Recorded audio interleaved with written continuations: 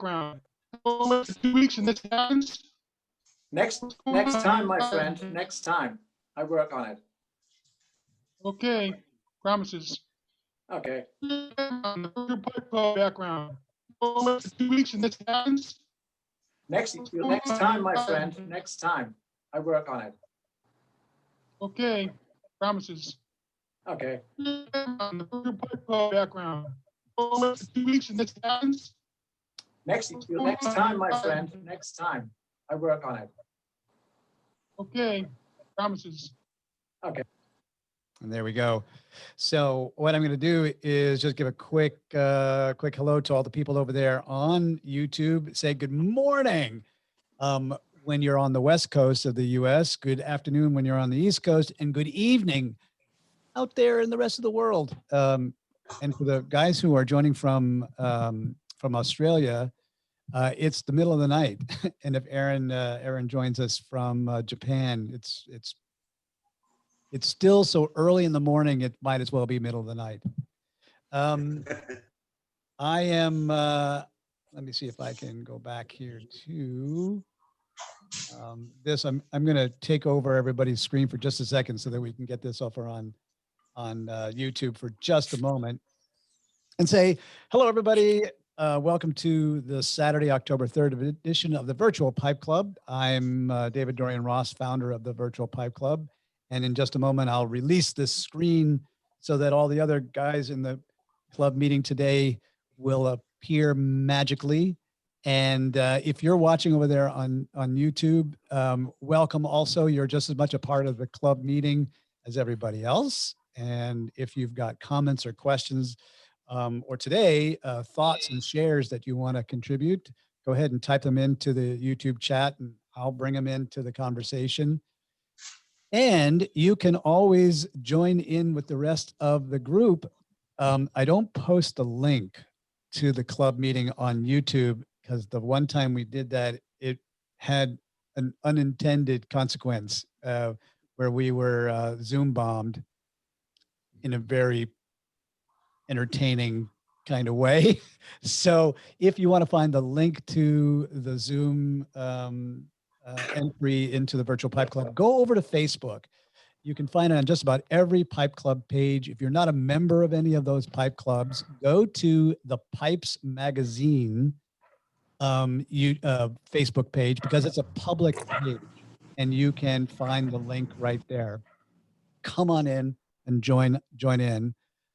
Today, we don't have a speaker, but I posed a fun theme for the day, and that is to sort of practice the art of tobacco tasting. So we're going to talk a little bit about some ideas around how tobacco reviewers and tobacco tasters sort of a generic process. Everybody's got their own method. Everybody's got their own version of how they do this, but there's some sort of generic basic ways of doing the tasting. And what I thought we would do is everybody has been invited to bring their own samples of different sort of categories of pipe tobacco, Virginias, Burleys, Englishes, flavored aromatics, whatever, and then just kind of share what it tastes like to you. Partly it's going to be fun because everybody's taste buds are different, right? And so we'll get some differences of opinion and some differences of taste and texture and all that kind of stuff. That's always fun. But also some people have, when I do my pipe tobacco reviews, have written in to go, how do you even find those tastes? How do you put words to that? So, but you can do it too. Anybody can do it. So that's kind of the theme for the day. If you are joining the group here, I always say if you're on a mobile device, one of the things that you can do is remember there's a finger swipe on Zoom that will give you different views of the rest of the group, the rest of the people in the group. Right now, I have done something called spotlighting, which just sort of commandeers everybody's view. I'm going to release that in a second. And if my big mug here still stays on your screen, all you have to do is click on gallery view once again, and it will take me away and then we'll be back to our Brady Bunch view. So all in all, as I said, welcome to this Saturday's virtual Pipe Club meeting. It's always great to see you guys. It's my highlight of my week. I have to, don't tell my wife I said that, by the way. But it's my chance to hang out with a bunch of my buddies, and I really appreciate that. So on that note, I'm releasing the spotlight view. You can get rid of me by just clicking on gallery view, and then we're back to picking who you want to watch. Putting it that way. Hey, bud. Good to see you. Hello. Good to see you too. How are you, sir? How's the weather? It's pretty good. We're going to be starting in the low 90s the rest of this week, I think. So it's cooling down a bit. It's been over 100 the last 3 days. So. A gentle tropical, a temperate. But the humidity's been in the teens, so that's not bad. But still. Yeah, it's been warm. 100 degrees in October, you know. Yes, it's the end of the world as we know it. The Amazon is burning. We're not going to see anything under 100 degrees again for a century. Good to see everybody.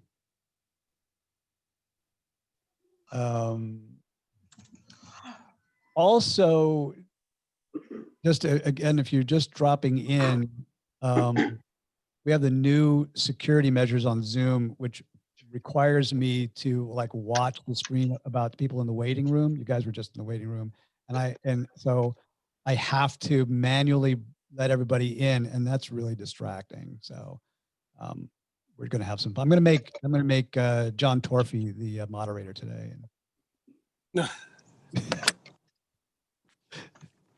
John, thanks for volunteering, by the way. I just really appreciate that. Oh, you're welcome. Your generosity. Yeah. Tremendous.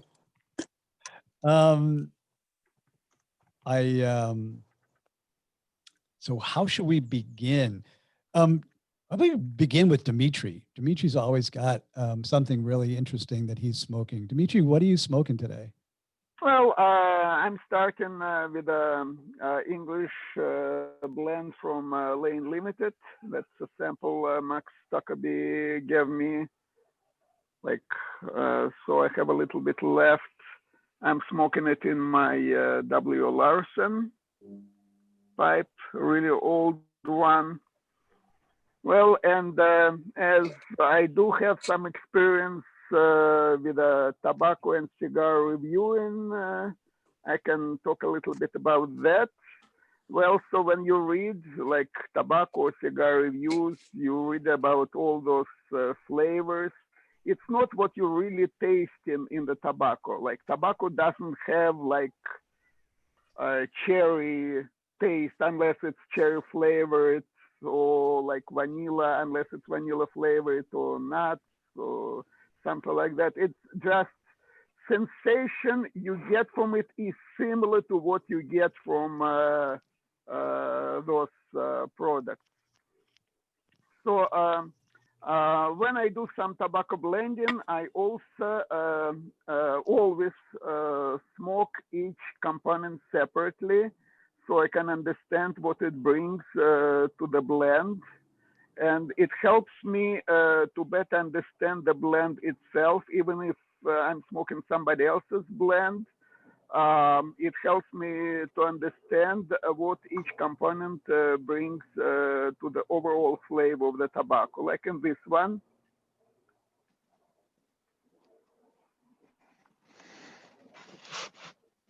there is like a fruity sweetness.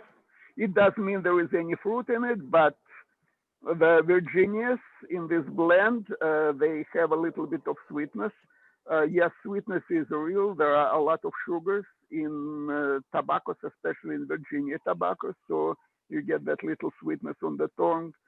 And it's kind of like fruity sweetness, which usually comes from North American Virginias, like United States and Canada.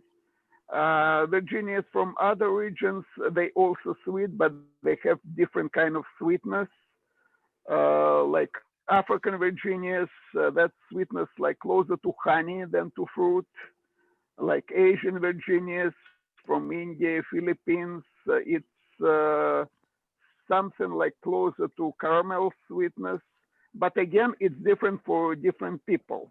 If I taste something in the tobacco, it doesn't mean you will taste same thing because we all perceive different flavors differently. So you're smoking in English. Um, is it one of your own? No, you said it was a lane limited. So Yes. what are the components in that particular? Well, Yeah. it is classic English blend, Virginia, Oriental, and Latakia. I get a little bit of floral notes, like floral flavor that comes from Turkish tobaccos. It's typical for most Turkish tobaccos. So here's A little, here's the and I'm leading the witness. You guys get this, right? So and I picked Dimitri because he's also always very expressive. He's got some good expressions in the way that he describes stuff. So you've got three components. You say I'm just reviewing this. You've got some Virginias, you've got some Orientals, and you've got the Latakia. So overall, like, what does your mouth tell you about the overall flavor? this is very well balanced blend. On retrohale, if you don't know, retrohaling, it's when you exhale smoke through your nose. On retrohale, I get good amount of spice. It doesn't mean there are any real spices there, but sensation in your nose, it's similar from like what you get from some spicy food, like pepper and so on. So on retrohale, I'm getting good amount of spice with a little bit of like woody notes and a little bit of sweetness. Those woody notes most likely come from combination of Turkish and Latakia. Latakia, as you probably all know, is technically just Oriental tobacco, specially cured over hardwood fire with a certain herbs. And depending on where Latakia comes from, is it Syria or Cyprus, flavors will be different just because they use different woods and different herbs. Somewhat similar to Latakia is dark-fired Kentucky. Dark-fired Kentucky, it's a burley tobacco from Kentucky, also cured over hardwood smoke, but in America they use different woods, so flavors are different. Also, tobacco itself, though burley has flavors somewhat similar to Oriental, it is much higher on nicotine. It's stronger. It has more nutty flavor.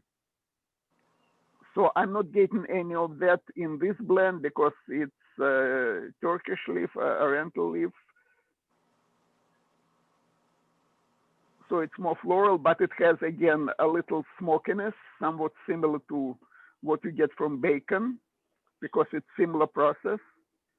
Tobacco is cured over the smoke, so it absorbs flavor of that burning wood and burning herb.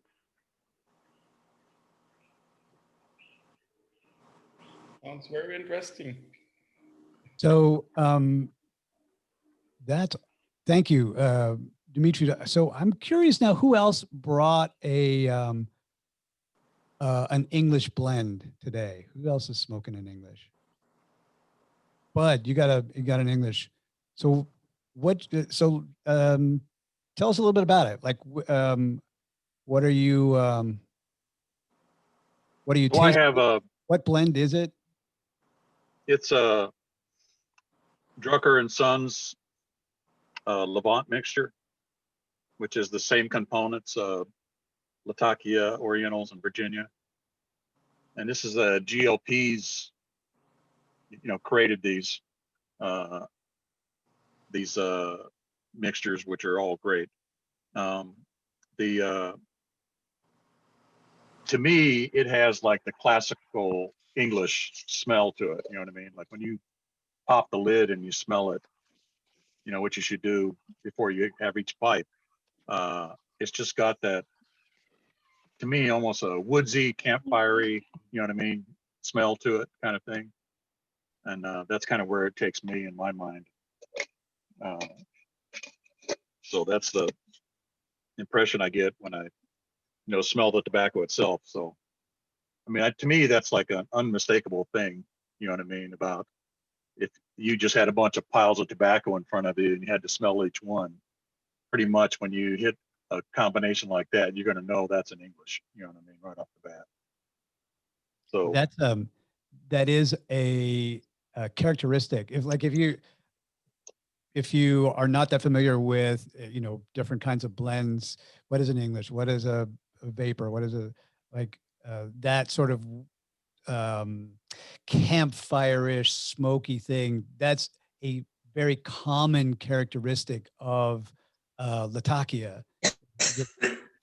Probably as Dimitri pointed out, because that's how it's cured. It's cured over a hardwood smoke fire. I don't know if this is consistent across all the ways that Latakia is cured across the world, but in many places they literally hang it from the rafters in a barn or some similar kind of method, burning wood smoke on the floor, and the smoke travels up and just sort of like seeps into the tobacco until finally, when it's ready to be packaged and commercialized, now it's got all this wood fire smoke. It's like when you go camping and you've been hanging out by the campfire and you come home and all your clothes reek of smoke. It's the same process. very much. Yeah. Yep. And it kind of has that, to me, when you inhale it or when you take it in your mouth, it's very creamy. You know what I mean? It seems like it immediately like coats your tongue and your inside it, the walls of your mouth and stuff like that. And that's the thing I really notice about it, depending on how much Latakia is in there.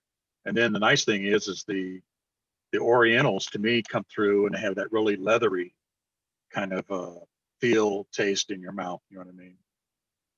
So that's one of the things I like about it. Usually, to me, the Virginias, unless it's a really aged English, I mean, or kind of in the background, you might get a little bit of, when you're gone down a bowl of ways, get pick up a sweetness and stuff like that from the Virginia at that point when everything's kind of commingled together, kind of thing. So like I that. don't And know this if is this kind of is like a real thing. to me, a mild to medium. Go ahead. Sorry. No, I was going to say, I'm trying to learn about tobacco tasting. I just want to, remind everybody I'm not an expert or anything.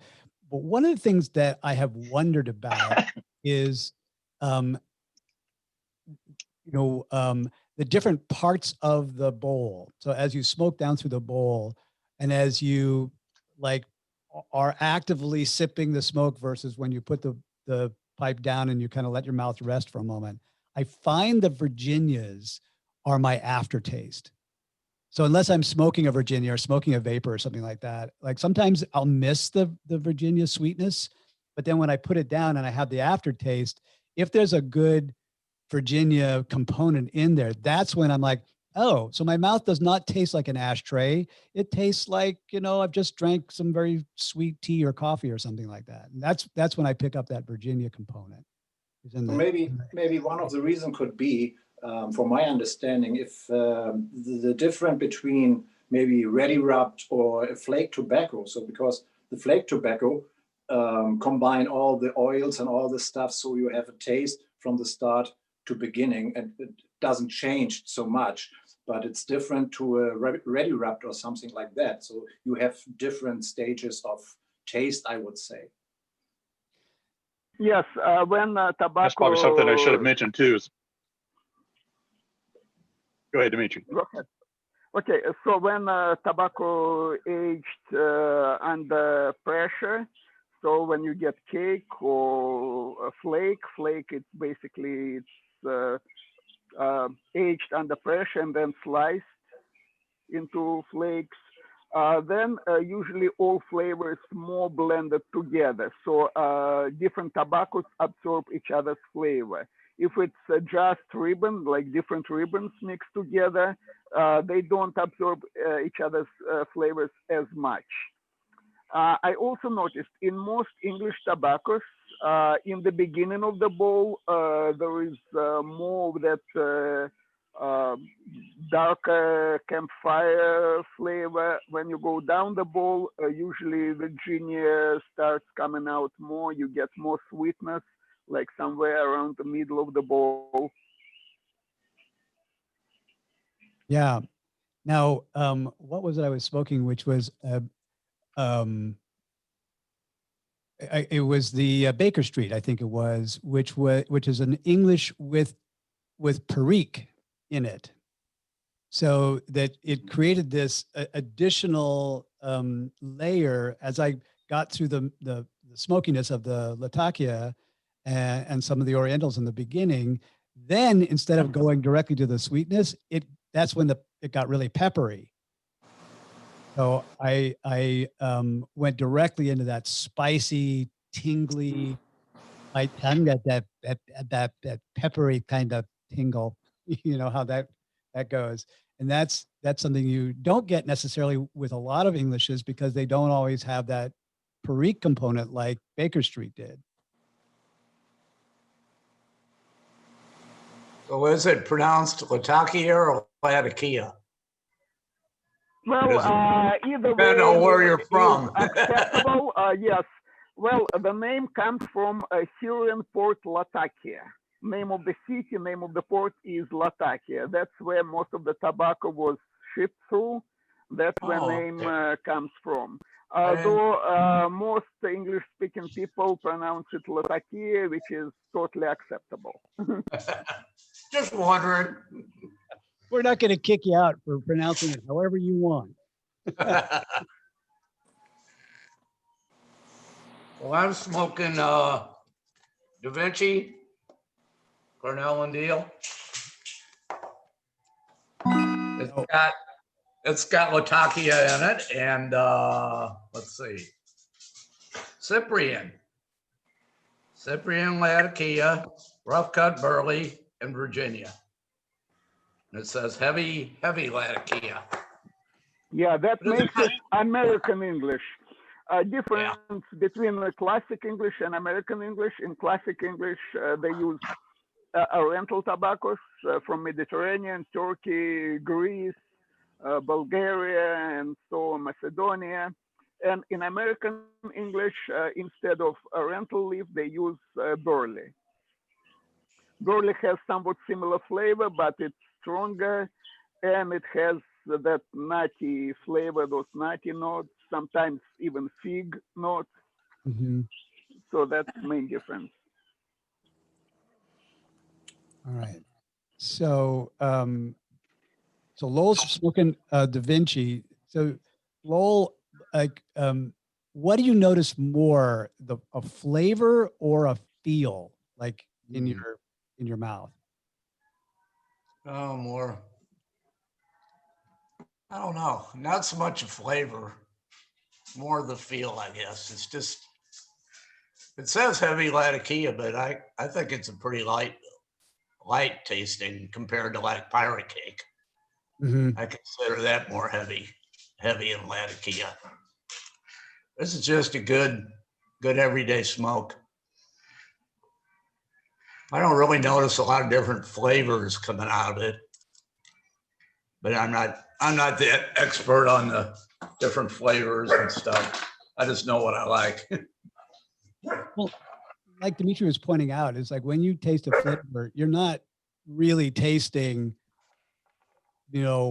cherries or something like that. And so they're like, they are flavors that are reminiscent of something. And so if you don't have a distinct flavor in your mouth, it's kind of like, because your mouth's confused. Like, won't be the first time. It's like it tastes like something, but I can't put my finger on it, right?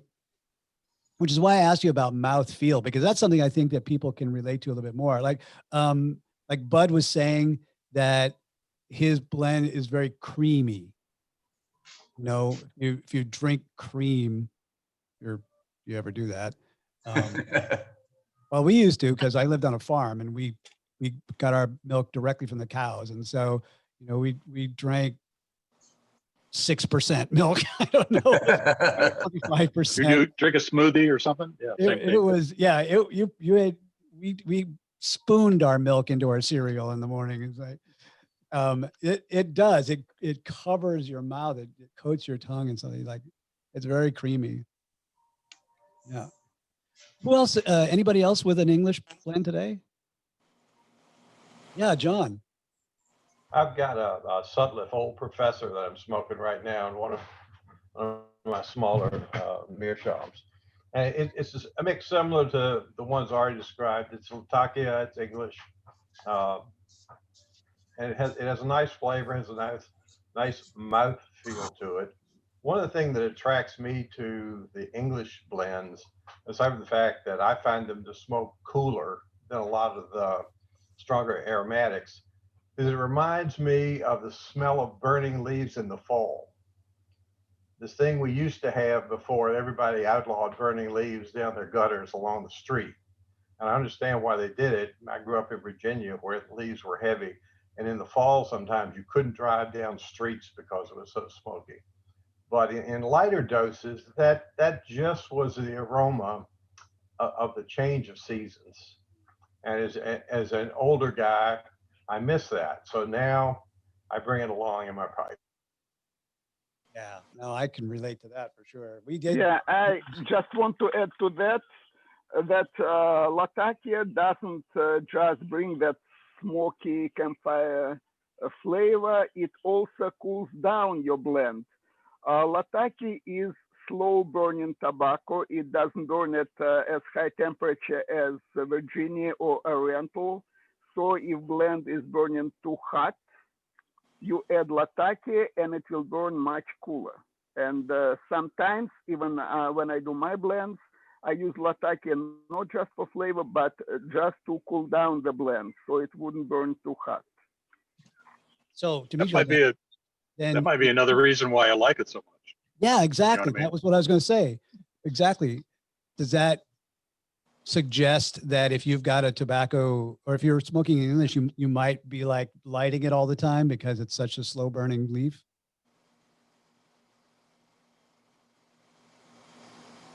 Well, I see some people who complain about having to relight. It's never a problem for me. I just relight when it goes out. It's not a big deal. Tamp it a bit, put a fire to it, and off we go. And I guess, you know, for me, pipe smoking is something to do slow and meditatively. It's a little bit of a craft, but I'm not in one of these long smoking contests ever, especially with myself. So I'll just light it up as many times as I have to. When I smoke on the back porch, I actually have one of those little long butane grill lighter things. I'll just hit the trigger and light it up again. Not an issue. Yeah, same thing with me. Well, I did participate in a couple of slow smoking contests, but I don't ever try to smoke it as long as I can without relighting, especially when I'm on my own. I just relight it as necessary. When people ask me, how do you keep your pipe lit? I say, I don't. I just relight it when I need to. I've been fascinated by watching old movies where one of the characters is smoking a pipe, and I've noticed like they're lighting their pipe all the time. Like they stop talking and the other character starts to have his lines, and the guy who is smoking the pipe is busy lighting his pipe. So I think it was always a thing where people just lit their pipes all the time. Because they are basket pipes. Ah.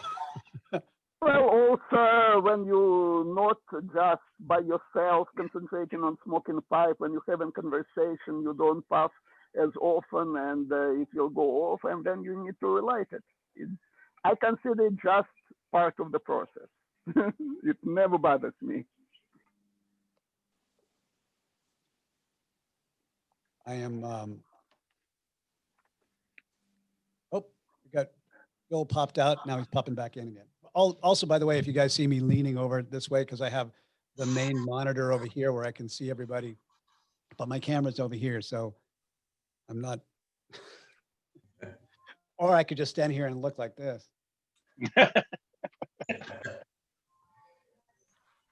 Super. So I started with Englishes because Englishes like are in fad. They're sort of as I watched the conversations on the pipe clubs and in the YTPC, I don't know.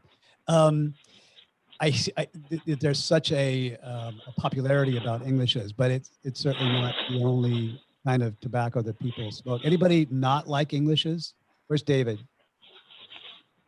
Yeah, David, you're not a fan, are you? I don't dislike them, but I may smoke 2 balls every 10.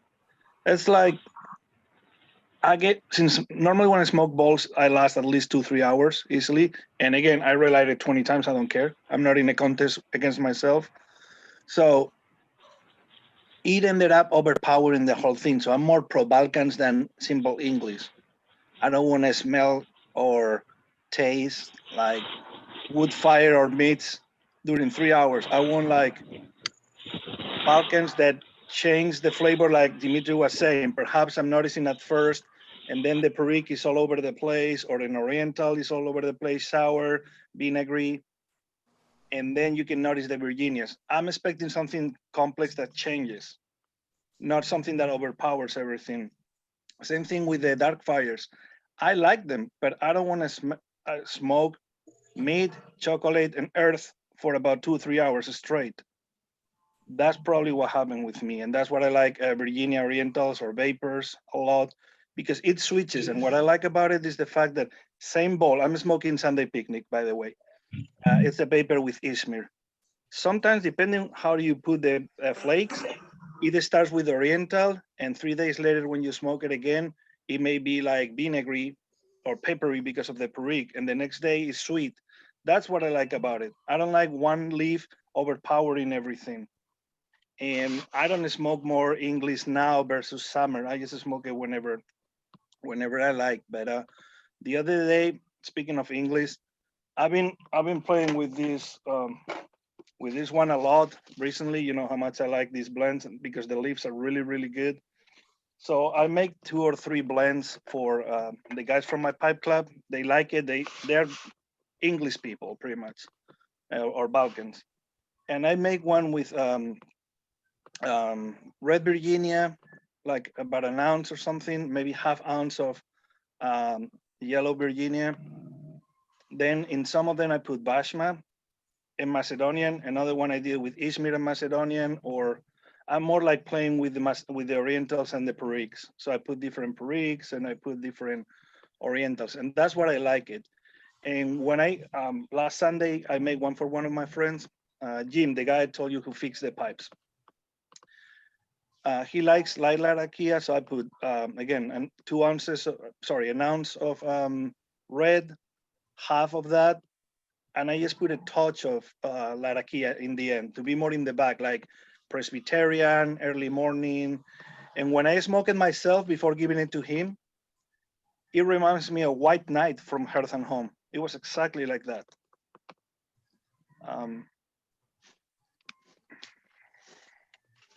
So a lot of times these blends come down to their components, and again, I'm speaking as a for myself, not necessarily as an expert, but when we talk about what David's referring to and what Dimitri was describing earlier, a blend is made up of component tobaccos, and depending on a number of things, there's the genetics of the component tobacco itself, but then there's also the particular harvest of that tobacco may be strong enough to overpower the other components in that tobacco, in that blend. And so, and then there are but you can predict that in a way by the type of blend it is. And this is why people are like, I like Englishes because the way that they're made is I'm going to get this flavor that I'm really partial to, or that reminiscent of burning fall leaves, or, you know, something like that, that you're really partial to.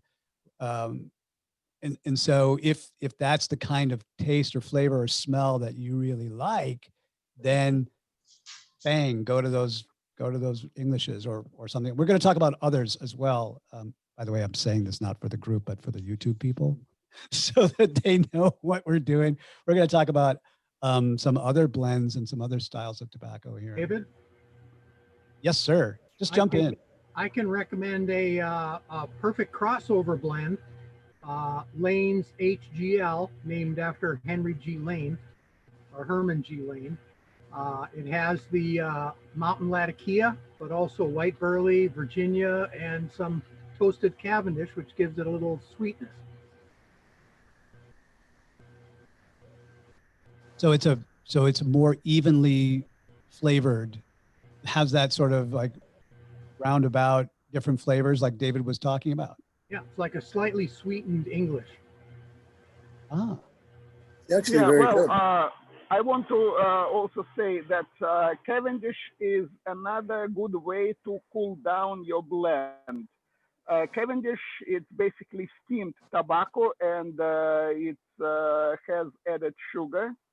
So it's always a little sweet and slow burning tobacco. So if you want to cool down and make your blend milder, adding some unflavored Cavendish is a good thing. And if you like aromatics, then you can add flavored Cavendish.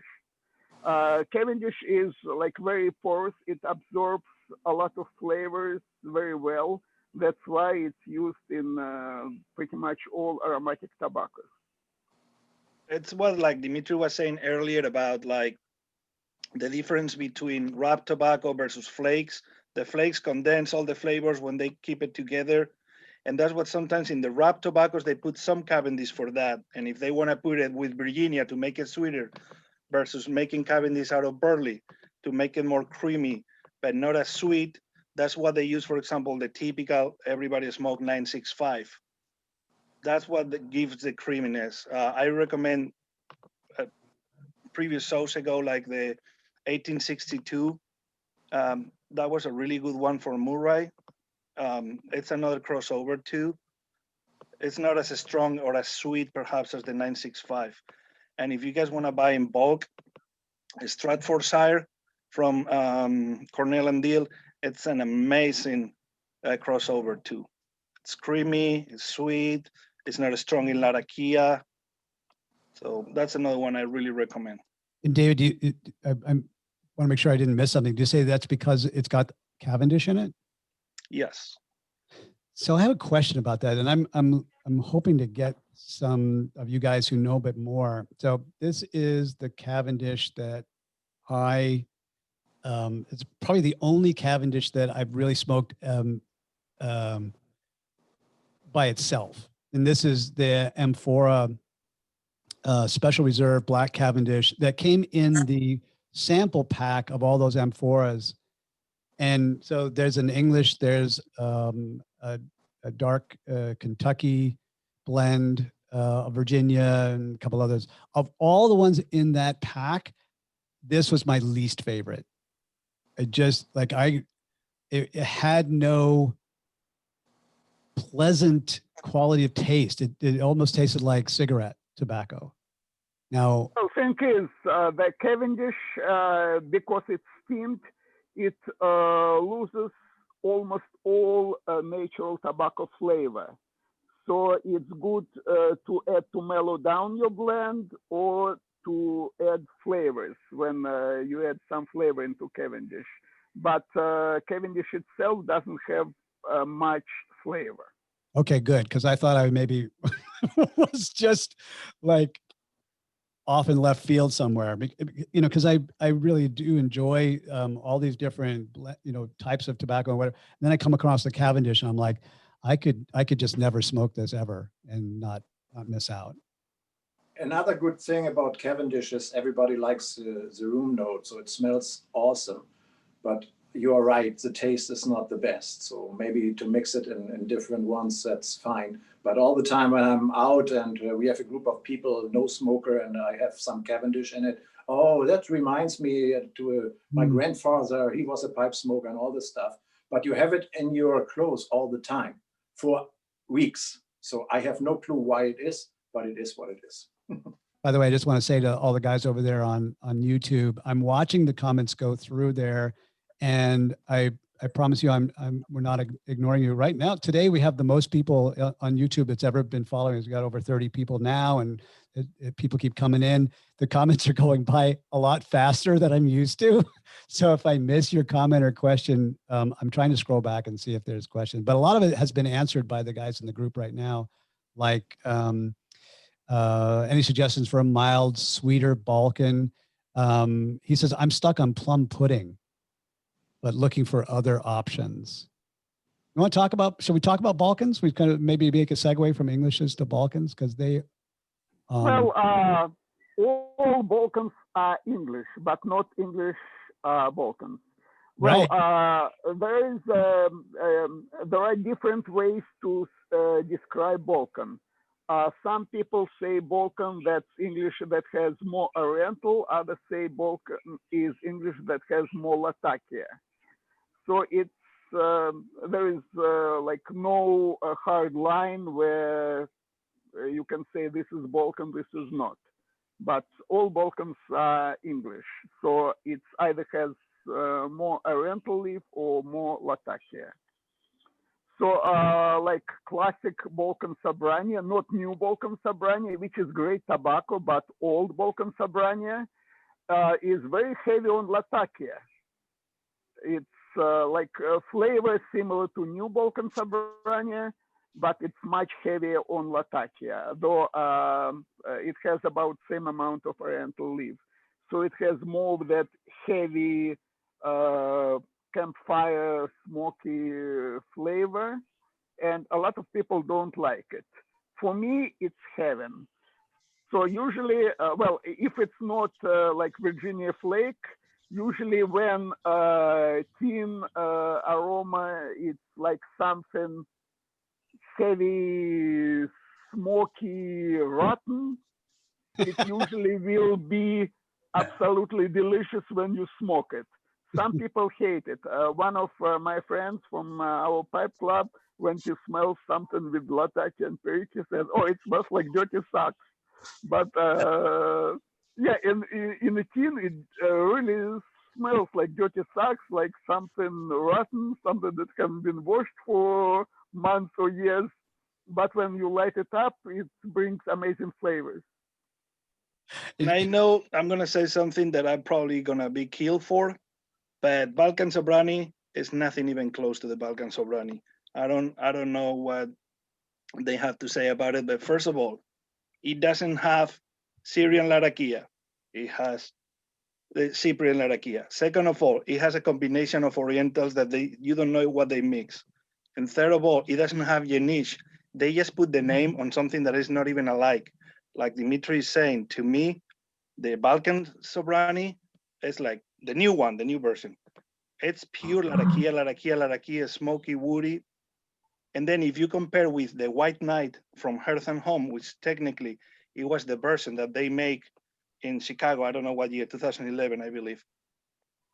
Comparing that one, I recommend you guys, if you ever have both things, to smoke it at the same time, and you're gonna notice that the Balkan Sobrani is a pure English, strong Latakia, versus the White Knight being more Balkan pro-Orientals. And they're totally different with the same name. But isn't this, or it's not a but from our conversations, our prior conversations, this is reflective of the availability of certain Oriental leaves, so that maybe that's all they could get, you know, especially if, you know, some of the larger commercial or not, I mean, the other way around, the smaller boutique kinds of, you know, blending houses, they maybe just can't get their hands on some quality Orientals. Yes, these days it's almost impossible to get Yaniji. Yaniji, it's a rental tobacco which has very interesting like sweetness, unique sweetness which you cannot get from any other tobacco, and also Syrian Latakia. Syrian Latakia has a lot more complexity than Cyprian Latakia, though it's a similar process made from similar leaf, but flavor is different. And we'll never see Syrian Latakia again. Yes. Yeah, lucky for me, I still have few tins of tobaccos with the Syrian Latakia. Yeah, it's And the not other only thing is is it that, for example, like the Yenish, even though it's sweet on its own, perhaps drama is a little bit alike, but it's also a little bit spicy, like paprika, not peppery like perique, more like spicy like that, or curry or cumin or all these kind of spices. Yeah, Yaniji, it has spice like somewhat similar to allspice.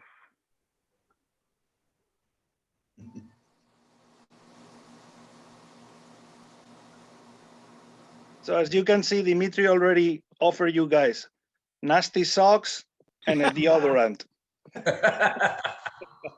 Nasty Oh, socks. also, we were talking about crossover blends. From crossover, well, crossover that's like basically non-aromatic tobacco, like classic English with added flavoring. My favorites are McClellan Frogmorton Across the Pond. It's English blend with a Syrian Lataki, and it also has a little bit of flavored Cavendish add to it. So it's like crossover between classic English blend and aromatic. Another, well, it's not available any longer, but if you get your hands on it, I strongly recommend it. And another great crossover blend, in my opinion, is Bengal Slices, blended by Russellet, new Bengal Slices. Again, it's amazing English tobacco with added flavored Cavendish. So even though I don't like aromatic tobaccos, I really enjoy those two. Like you really taste great English tobacco, plus it has a little bit of more sweetness and some other flavoring added to it, which don't diminish flavor of great tobacco underneath. so something to, again, for the people who are sort of new, and not talking to our group here, but over there on YouTube, because we get a lot of people on YouTube who are watching, particularly because they love you guys' expertise and your experience, and it answers a lot of questions for them.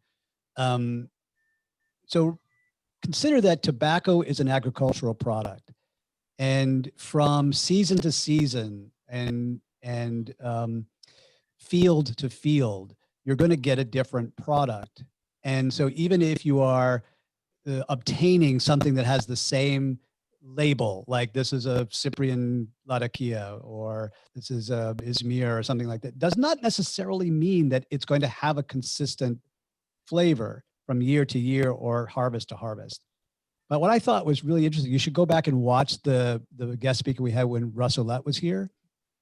So Russ was saying that like his magical power is that he can recognize even tobaccos that are not necessarily supposed to be the same, say, oh, this tobacco actually has the similar taste to this other component. And so rather than mixing on the basis of title, I'm going to mix on the basis of flavor to come up with a match blend.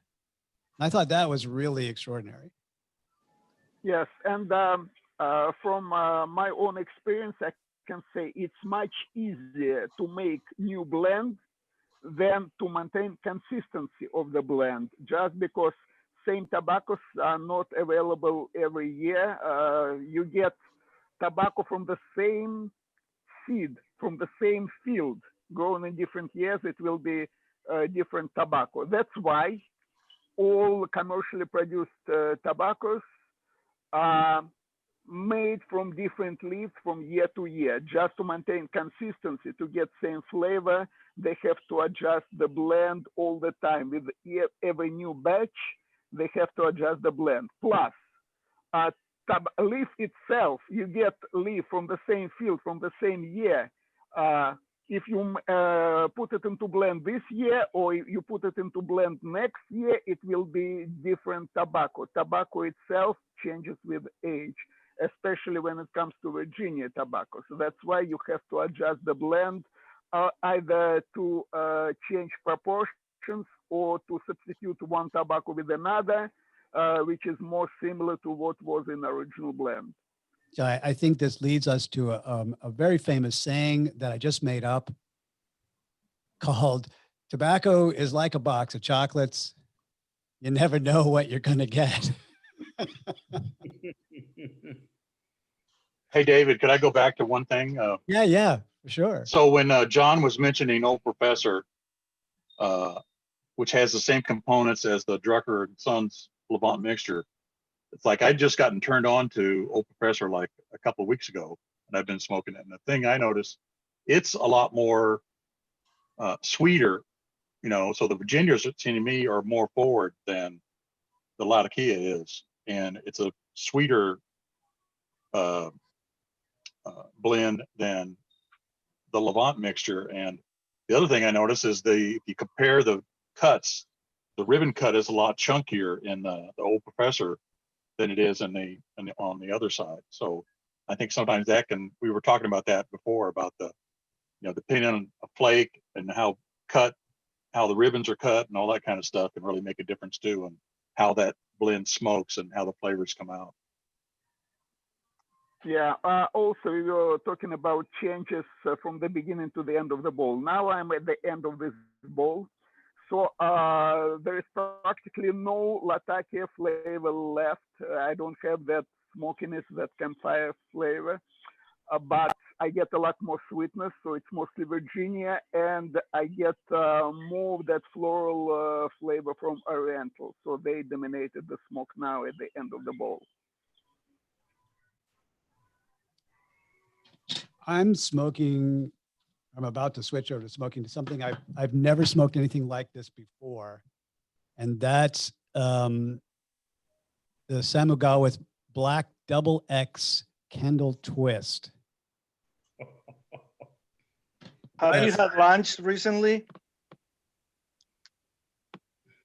It's basically looks like what my dog does in the morning when I take him to the park. But it is the most uniquely flavored tobacco I've ever tried. It's got a really different taste than anything. How would you describe that, the taste, David? I'm still trying to figure it out. Like it smells like barbecue. And it tastes bacon and barbecued meat, sausage.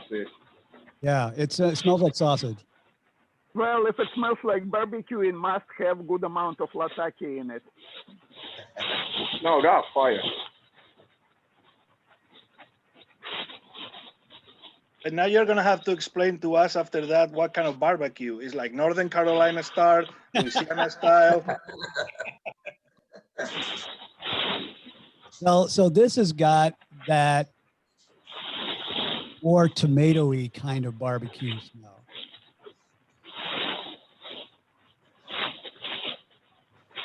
I don't know what that means, but that's like, I'm gonna have to take my trip down south to see who's barbecuing with the tomato barbecue sauce. Yeah, I can give you a good example. Dark fried Kentucky, like fermented dark fried Kentucky leaf, depending on where it's made, it will have different flavors. Like dark fried from Italy. It has, well, they use local woods, so it has like oaky flavor. Dark fried Kentucky from the United States, like from Kentucky, it has more like hickory flavor, just because they use different woods, so it absorbs flavor of that particular smoke, and that's how it changes flavor of the tobacco.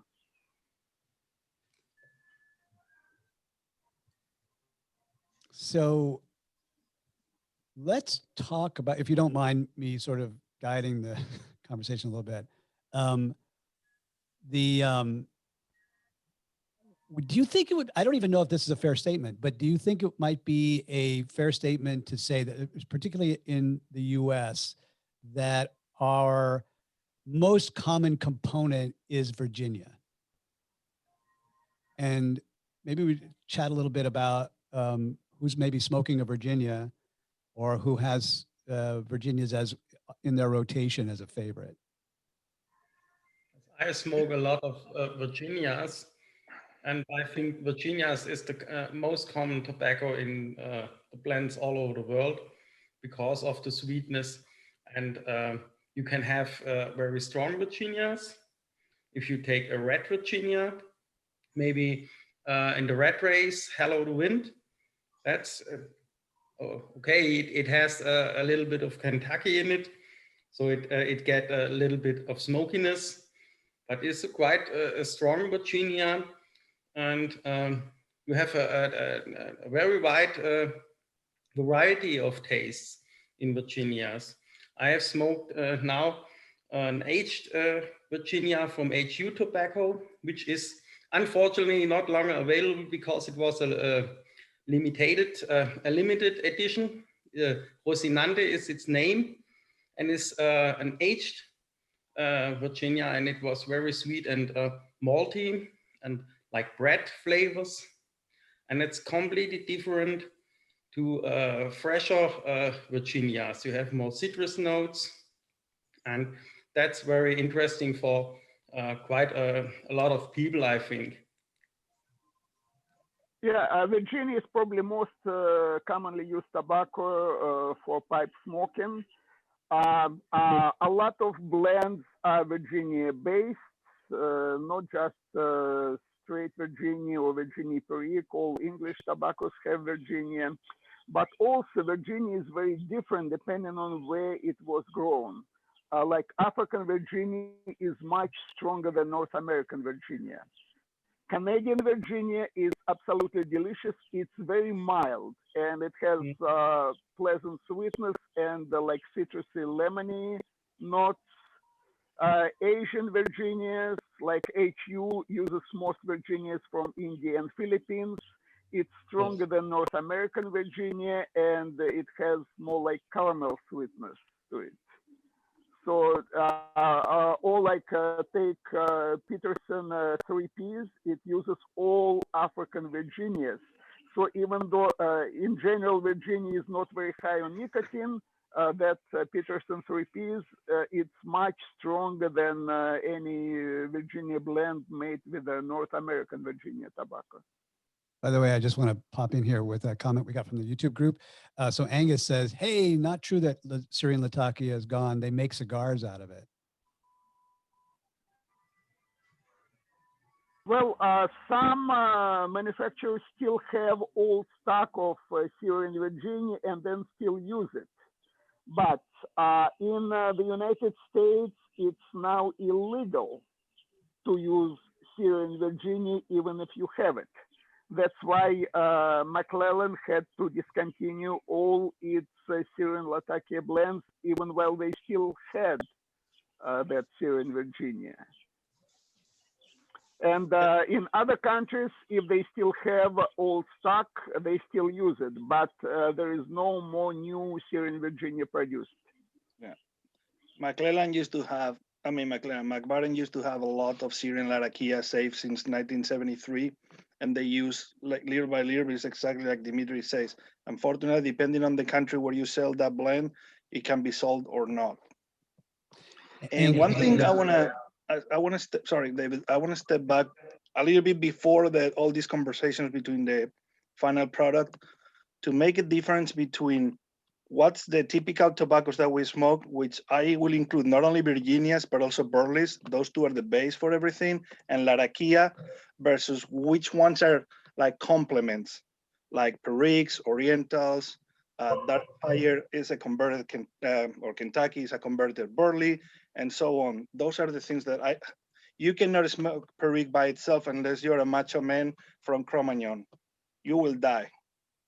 smoking, even though I love Perique and I can put 30, 45% Perique on my blends because I love them.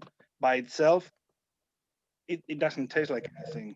Like Larakia, you can smoke it by itself. It's good, but you need a complement on it, like a sweet Virginia or a Burley, to give it a different flavor, to give it creaminess, to give it a fruity taste, things like that. I like Perique too, and as it's all about that what you said. You won't eat a pepper in itself with a spoon, in pure. On a steak, in the right amount, it's very interesting, and it gives the steak the right flavor. But pepper alone, or Tabasco, or everything else, or curry, it's like spices. So Perique, yes, I know blends with 40-50%, but that's not for me. The heaviest Perique blend I like is the Louisiana Broken, which you already know, and it has a lot of Perique in it, compared to the normal Virginia Perique blends, which have 5 or 10%. In the Louisiana Broken, it's about 20. Yeah, I did smoke straight Perique and I enjoyed it, but it's not something I would smoke all the time. It's not just too strong and spicy, it's also one-dimensional. And in order to enjoy pipe smoking, you need different flavors blended together. When you smoke one straight tobacco, it's like smoking cigarettes. Well, most cigarettes made with Virginia, Burley, or Oriental tobacco. And usually it's just one leaf or combination of maybe 2 different leaves. But again, it's like one-dimensional. You don't get complexity, you don't get variety of flavors. And variety of flavors, that's what most pipe smokers are looking for. But people can really like one particular kind of tobacco flavor. For example, when I discovered Burleys, like I can smoke a straight Burley. That just has a beautiful singular flavor that I could smoke as an all-day smoke. I like blends that are complex, but just speaking for myself, but there could be people who like Virginias by themselves. I can't imagine anybody liking a Cavendish by itself, but I like Burleys and Virginias both way. I like the Golden Blend or the Nashville County from HU again. It's nice and chocolate-like, and yes, nutty flavor. Yeah, but you also have Burleys with a lot of nicotine and are very heavy. So, so you get also a lot of flavors out of that, depending on what Burley you take. I want to go back to something that Jürgen was talking about here a moment ago, and that's the pepperiness, the spice out of Perique. This is something I learned from Russellette when he was here, and then sort of did a little bit of study and some experimentation. The Perique has this component of changing the pH balance in your mouth. And so what you're actually experiencing is like this irritation, if you will, of your tongue and your mouth lining. And what that reminds you of is like pouring pepper into your mouth and chewing on it. And it's like, no, you wouldn't want to take a spoonful of pepper and just chew on that and go, I could do this for a couple of hours. This would be great. So a little dash will do you. It's not for everyone. Anybody smoke Prince Albert in this group? Or any of those over the counter? John, you smoke Prince Albert? I do from time to time. I don't currently have any in my rotation. I got some, I guess a month or so ago. I was just kind of roaming through smoking pipes, tobacco inventories, and picking out things that I have smoked in the past. I've smoked a pipe since the late 60s. I'm 72, so I've been on fire for a long time. And I came across things like Carter Hall, Half and Half, and Prince Albert.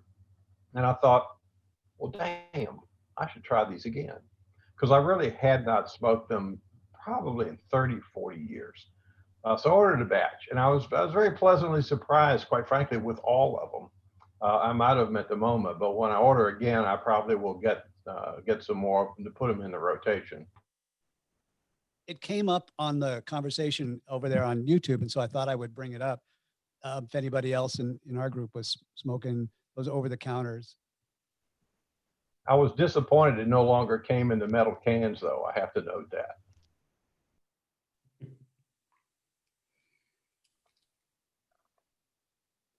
I started out on Prince Albert 20 years ago, and I just recently bought another 14-ounce tub of it. I haven't opened it yet, but I'm going to dig into it here soon. Tim Heineck just held up his bag also there. Tim, what you got there? That's Prince Albert. Prince Albert in the bag. Yeah, Prince Albert Choice Blend. Does anybody know anything about this? Well, Prince Albert, that's basically Burley. It's relatively mild. It has like nice floral and nutty notes, but it's very similar to many American cigarettes. And I'm not talking about American cigarettes they make now. I'm talking about American cigarettes which were made like some 30, 40, 50 years ago when they were using real tobacco.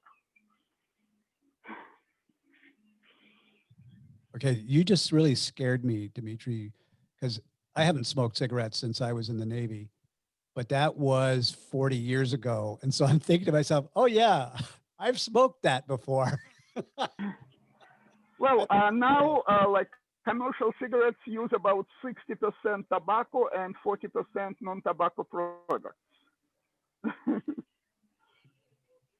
Like if you smoked Camel from like 30, 40 years ago, that was amazing Turkish tobacco. Very pleasant, very smooth, sweet with a nice floral note. Now, what they add to most cigarettes these days? Well, stems of tobacco plants, they crush it, add water, mix it into a pulp, roll it into thin sheets like paper, and then cut it. It looks like tobacco, but it's basically wood or paper. Just another, just another reason. Another reason not to smoke cigarettes. Yep. It's like if you ever watched them make hot dogs. Yeah. You'll never that's eat another another thing. hot dog again as long as you live. Yeah. Well, actually, I smoke cigarettes occasionally. Like for many years, I've been smoking Nat Sherman cigarettes. Unlike all the commercial brands, Nat Sherman cigarettes were made with pure real tobacco. And you could actually tell which kind of tobacco is in that particular cigarette. Like for example, Nat Sherman MCD, it's a blend of Turkish and Burley, and you can taste it in that blend. Or like Nat Sherman Classic, it's Great Virginia tobacco. And another brand which uses pure tobacco is American Spirit. Tobaccos are not of such high quality as Nat Sherman we're using, but still it's pure tobacco without any additives. Wife smoked Dunhill cigarettes for a while, way back when I started smoking a pipe, and they were real expensive back then. I think it was $2 a pack. Yeah, Dunhill, they were using very high quality Oriental tobaccos. So Dunhill, Davidoff cigarettes, they were using mostly Oriental tobaccos. I think it's still better than any American cigarettes because of the purity law in England. They cannot add so much non-tobacco stuff into their cigarettes as they do in the United States.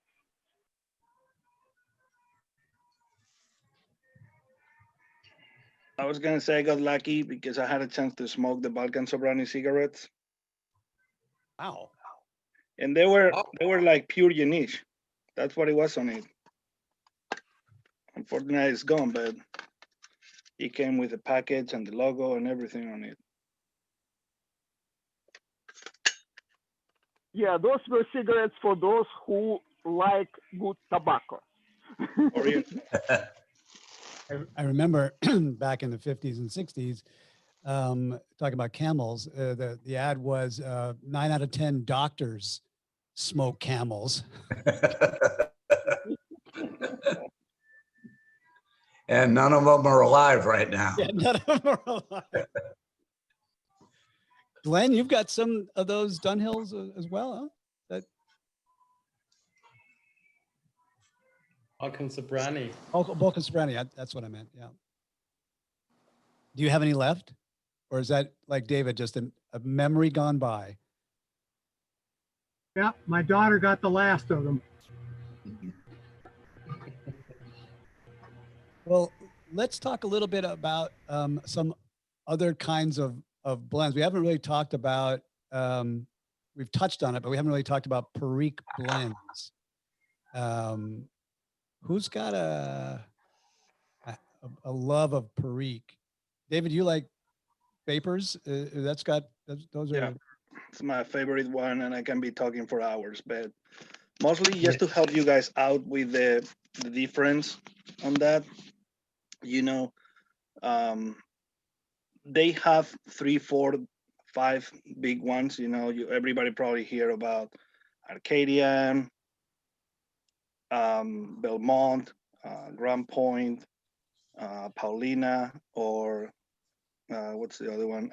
Battery. Those are the 4 or 5 that normally everybody smokes, because the original Perique is too expensive and they only put like maybe 1%, 2% on the blends. And to talk about the difference itself, forget about the blends and combine with Virginias or Orientals. Like the Belmont, which is my favorite, is like kind of spicy, but it's more spicy than peppery. Okay, it's creamy. It's a little bit earthy as well, and it's kind of like sour sweet, like sour sauce that has that flavor too, and it's vinegary and fruity, like, you know, typical figs, raisins, these kind of things. The level of the Belmont, it's the higher one in terms of nicotine content, okay? And then it's the strongest. And if somebody, I don't drink, but if somebody notice, it gives you that flavor of the malt whiskeys. Again, I cannot define this because I don't drink, so I don't know much about that. And one thing is, it's kind of like cayenne. It tastes like that a little bit. And some people, if you have the taste and you practice and smoke this one in particular, to me sometimes tastes like olives or oil or olive oil. That's what the Belmont is all about. Then if you go to the Grand Point, this one is spicy, of course, peppery, like all these ones, but it's more like into the calming sweetness of the forgot the word now. I'll go with that one, but it's kind of like nutty, a little bit of touch of wine too, chocolate, cinnamon. That's the thing that didn't come into my mouth now. And the level of nicotine is medium, okay? And it's fruity as well, but not as much perhaps as others. Then if you go with the Paulina, this one is peppery. That's the difference between the Belmont and Grand Point. Peppery, but also spicy. This other one is peppery. Tastes more like coffee. And of course, like you guys were saying before or Dimitri was saying with the Virginias, the African is like stronger, perhaps the Brazilian is in the middle, the American is lower, and so on. This one, it tastes like coffee to me. I don't care if it's espresso or any other kind of coffee, but it's a little bit salty as well, no vinegary whatsoever like the Belmont, but salty and sour as well. And it's medium. in terms of like nicotine wise, like the gram point as well. And then the battery, it's more like espresso, sweet, creamy coffee flavor too. And it has like, it's more herbal or floral flavor on the Perique side. It has more like the difference between this one and the Paulina. The Paulina is more like the black pepper versus this one being the white pepper. And then this is probably the softest one or the mildest one, the battery of all of these ones. And if you mix it, this is the one perhaps that is so mild that when you mix it with other things, the Perique sometimes it doesn't overpower anything. It's the best one perhaps to mix. So just to say in one word, the Belmont is kind of vinegary and sour. The Grand Point is kind of a spicy but fruity cinnamon. This kind of a spice of the cinnamon, okay? Or the nutmeg, these two things. The Paulina is more like peppery coffee. Yeah, and I then can see the nutmeg. Yeah. You what? I can see the nutmeg. Yeah, that's a very familiar kind of taste in that Perique. Yeah. Yeah. And then if you do the Acadian, it's to me the most fruity one, and they're using a lot of blends to give this crossover, so it's not too spicy for people who are not used to the Periques. So David, I have a question for you. Do you recall when you sort of discovered Perique that then sort of hooked you into wanting to, like, obviously, like what I'm hearing from David is sort of, an expertise born of like trying out all these different kinds of varieties of Perique and different, sources of Perique. But at some point it's like you first discover it and then you go, this is worth digging into. Do you recall what that was like? Mm-hmm. I mean, when I started smoking 25 plus years ago, you only have Nightcap. It was one of the few that had Perique. I mean, there were barely blends with Perique. And then they started, like, when Cornell and Diehl came along and GLPs, they started putting more Perique and more Perique because the Perique was so expensive at the time. And to me, it was probably when I came here and started trying so many of these blends that I get hooked, because to me, I like the sour, vinegary, peppery thing all together like a salad. And then you start trying more, and you come to the States and you have like 3,000 million blends to try. So for me, it's trying and trying and trying. And I went from trying everything with, I don't want Jeremy Reese to hear this if he watched the video, but I don't like the blends where he puts everything on it. The more I smoke these ones, the more I came to the simplest ones.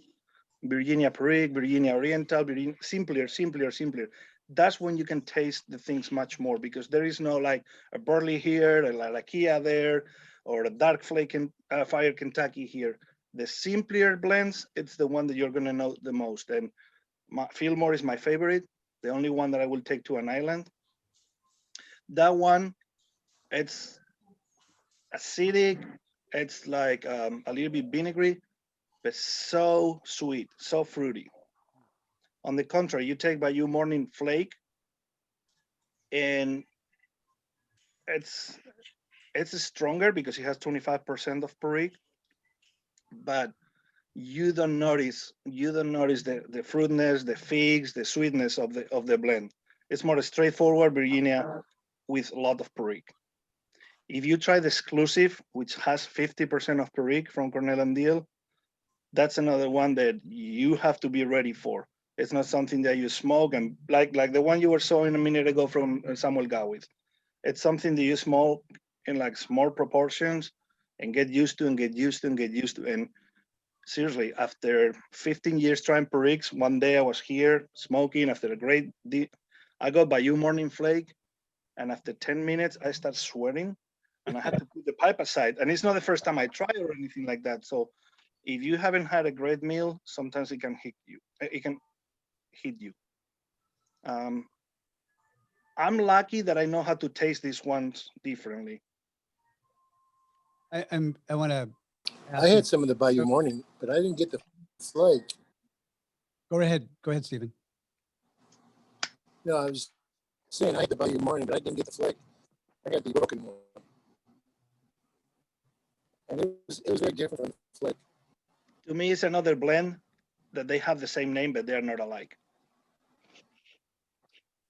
Yeah, I would have to agree with you because I was fortunate enough to come across a tin that got some age on it, and I had some of the Petersons on there, and they were very different. But David, I want to ask you, what do you think about San Bruno flake?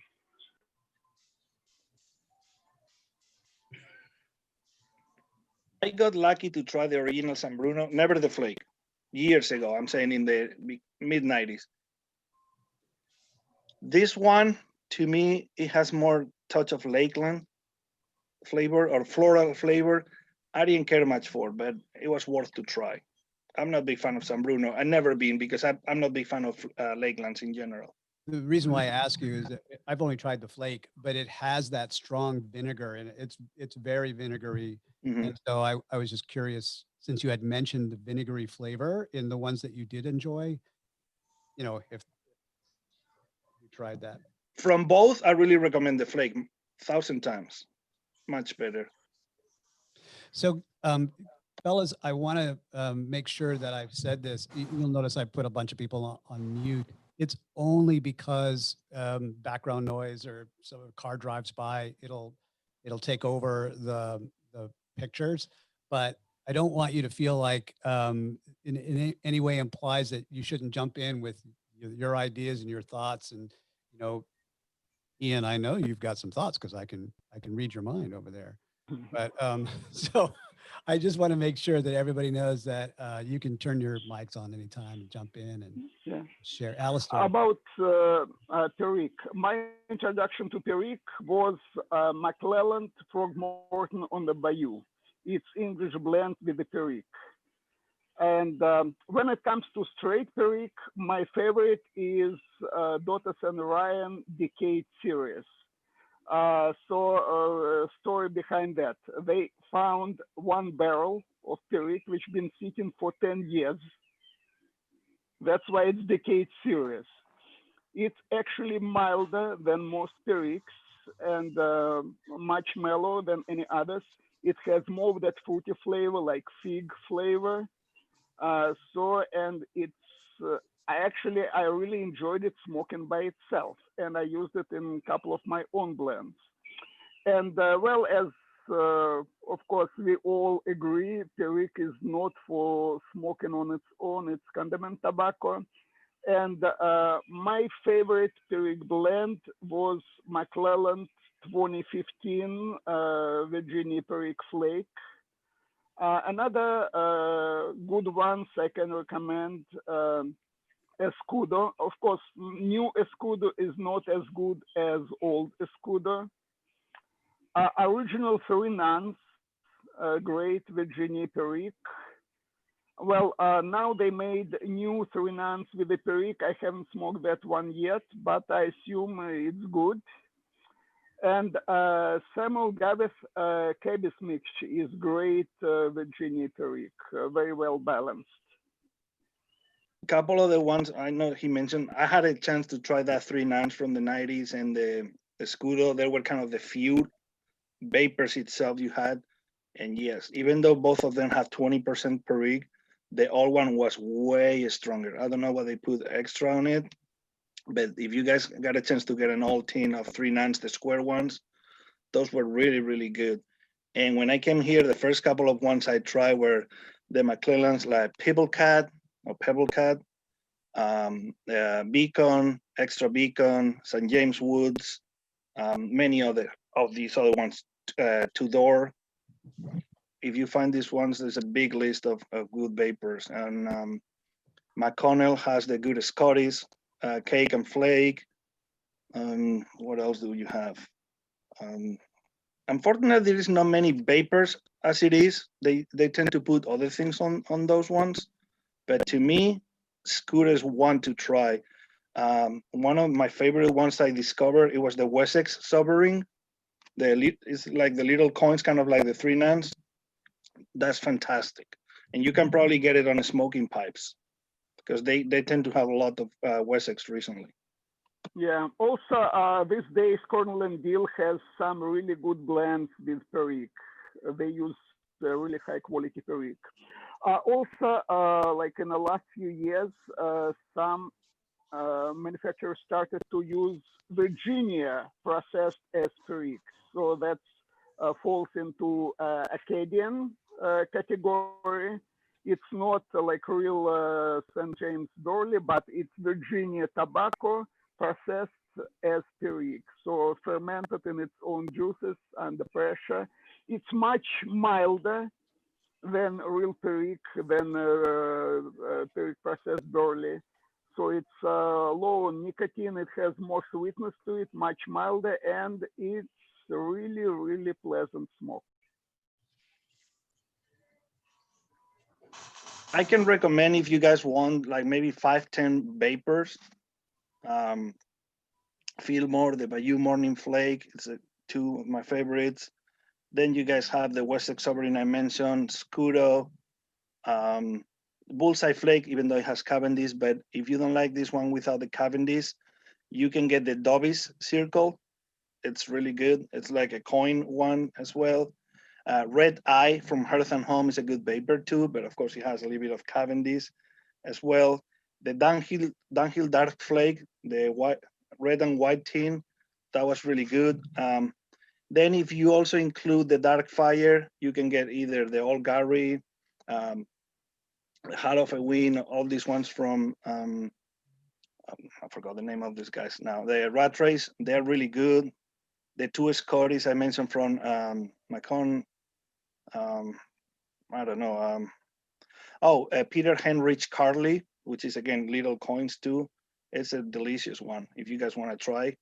And the Samuel Gawith, either the St. James or the Cabbage Mixture. You can try all these blends. I just want to share, if you're not, you guys aren't watching the chat, Sun Bear has a bit of advice for us. He says, let me see if I can find it. Escudo does not go well with Tennessee moonshine. So I don't know if that'll come up for you, but just so that you know, Sun Bear says he's got some experience with that, and he just has a recommend. He said Sun Bear does, however. So David, if you've got some Tennessee moonshine around, smoke it with your Sun Bear.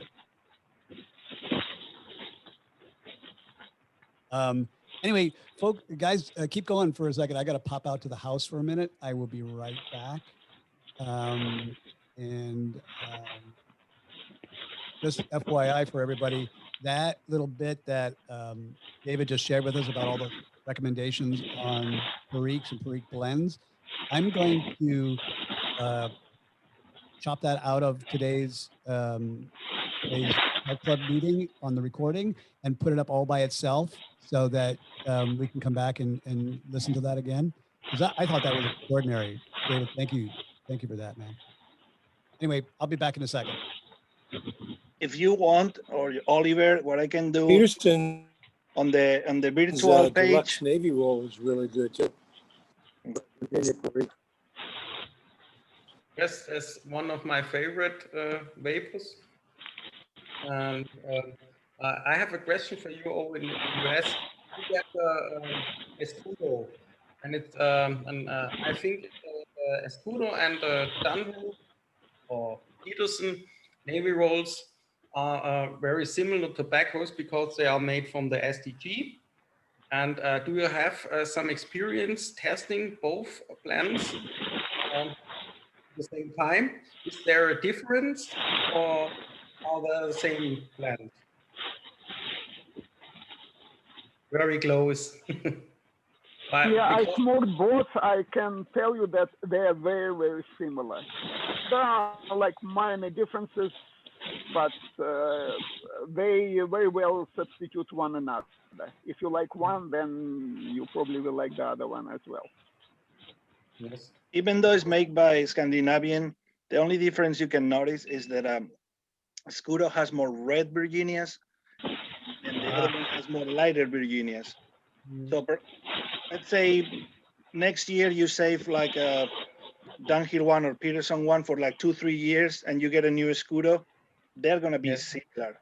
It's just aging. I've made the same experience with another blend, a derivative from Kohlhaas and Top under the label of Robert McConnell.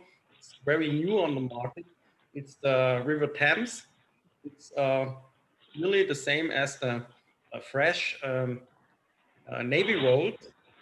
And I've compared it with 8 tin of Navy Rolls.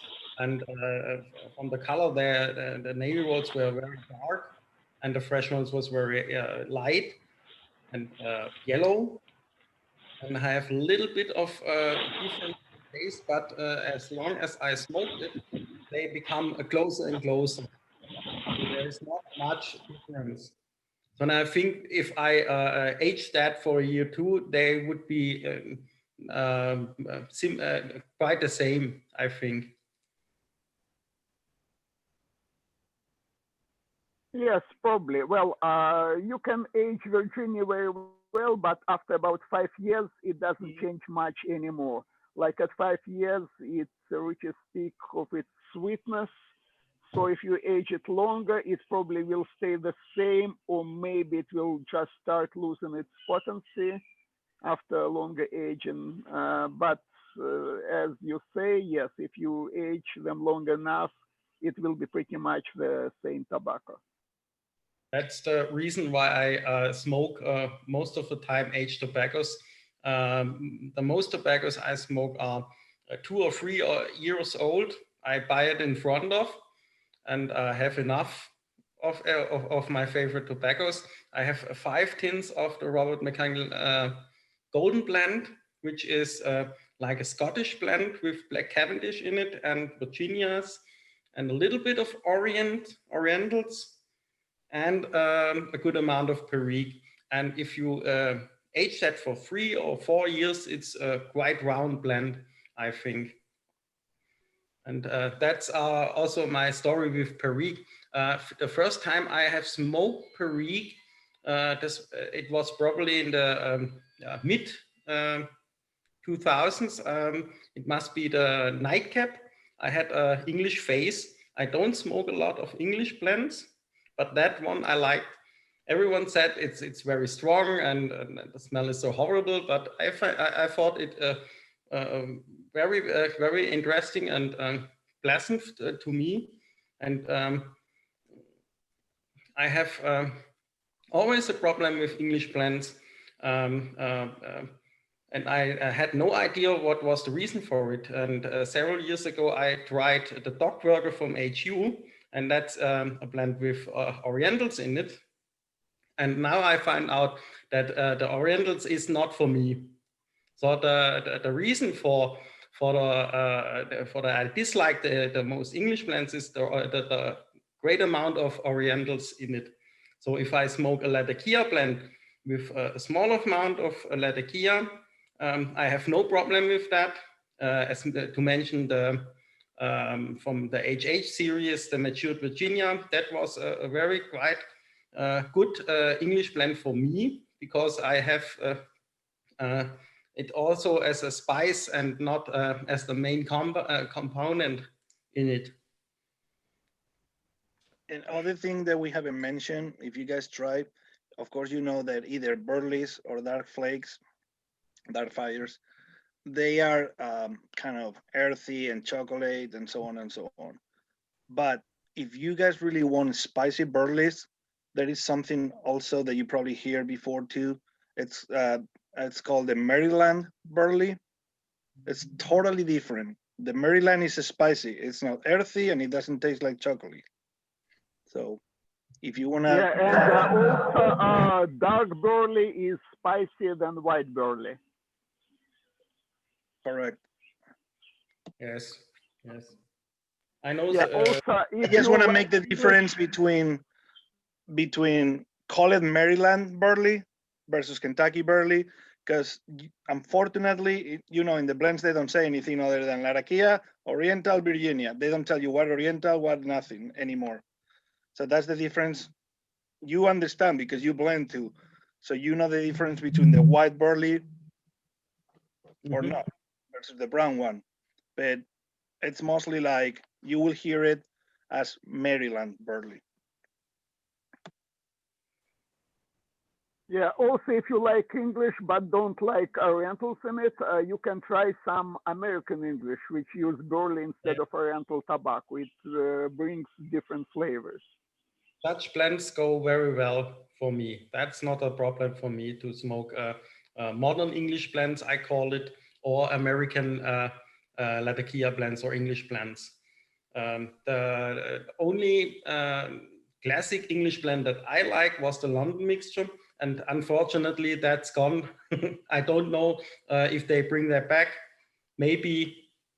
The London mixture, it's full of Oriental. It has the most Yes, Oriental in all the downhill ones. That's the only one that I like.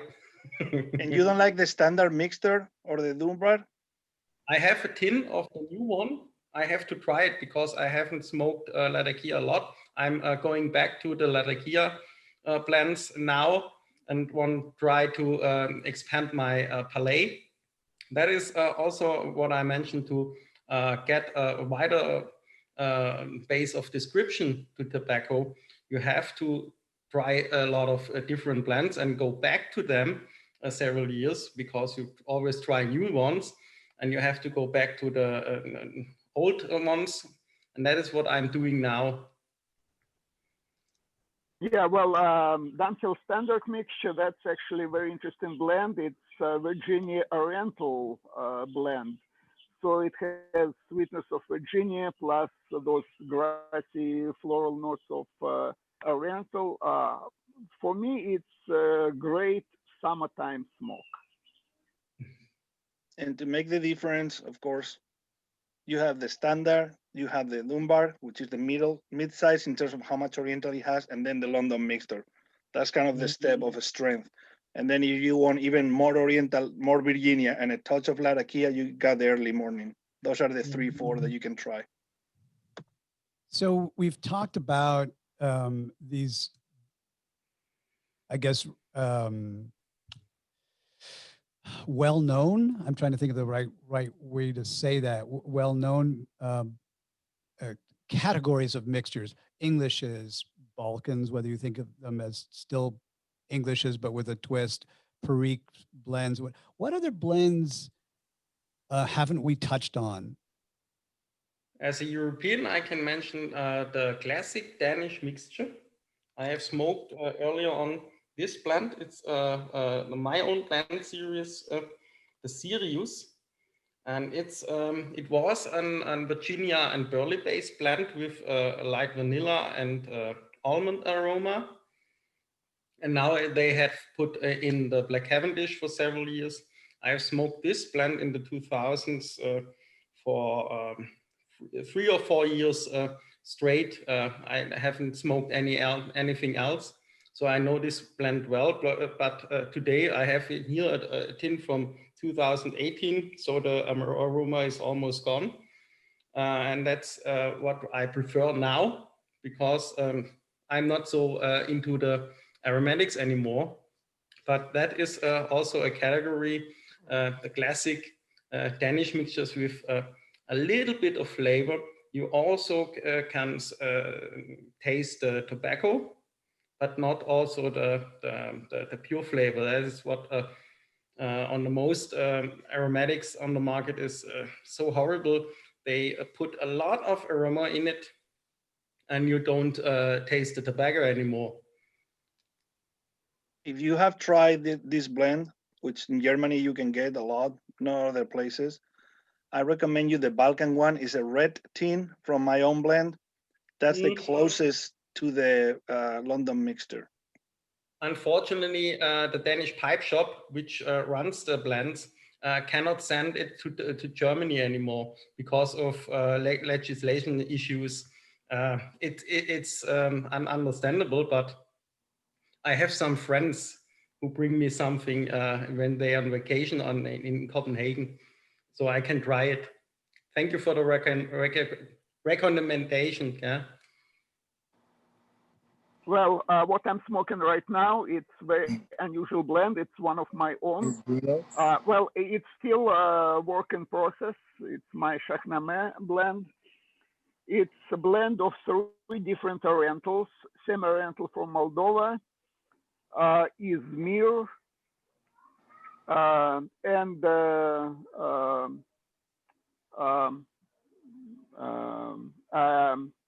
Basma. So, and it also has a little bit of cigar leaf, Sumatra, Indonesian Sumatra. So it's like Oriental forward. There are some pipe tobacco blends with the cigar leaf, but all of them are Virginia based. I made one without using any Virginia. So it does have some sweetness from Oriental tobaccos, but not much. The cigar leaf adds a little more body, a little more spice to balance. But I'm still thinking about substituting Sumatra with the Bezuki, another Indonesian cigar tobacco. Bezuki has flavors somewhat similar to Perique. It's like milder version of Perique. Or maybe I will add a little bit of unflavored black Cavendish to it to add a little bit of sweetness and to cool it down a little. All right. So just because we're heading into the last 20 minutes of the meeting today, I'm going to bring up a topic and then I'm going to duck under the desk so that if anybody throws stuff at me, I won't get hit. And that is flavored aromatics. Duck. David knew where I was going with that. It's like anybody still smoke them? What do you think of them? And I will take my answer off the air while I'm outside. I'll still smoke autumn evening. Autumn Same here. I buy it in bulk. That's my everyday smoke. It's great with coffee and bacon. Yeah, I love it. I love it. Everything is great with bacon. Wait a minute, Dimitri, aren't you Jewish?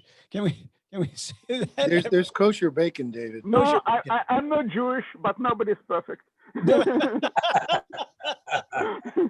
And he also smokes Bengal slice with some topic and liquor and uneasy. So, yeah. Well, when I started smoking pipe, I smoked a lot of aromatics, and finally I decided it's not for me. I know some people who smoke only aromatics, and I have nothing against it. Some aromatics are great tobaccos. And if you like that added flavor on your tobacco, it's perfectly fine. If you like it, it's perfectly fine. It's just not the right thing for me. I recommend this one. Actually, it was given to me this morning by a Pipe Club member, a Blue Note from Dan Tobacco. I know you guys can get this one in Europe easily. It's like 100 grams. It doesn't taste like chocolate or vanilla whatsoever. It's more like a fruity smell. It's like you are at the candy store, but nothing in particular. So this is the only one with original choice. Those are the two that I smoke. There I can mention a story. I was in the factory of DTM. I have visited them. They have a shop in Lauenburg. It's near Hamburg. And I was in the production, and the tobacco cellar they used was old malting. They are made the best aromatics that I have tried.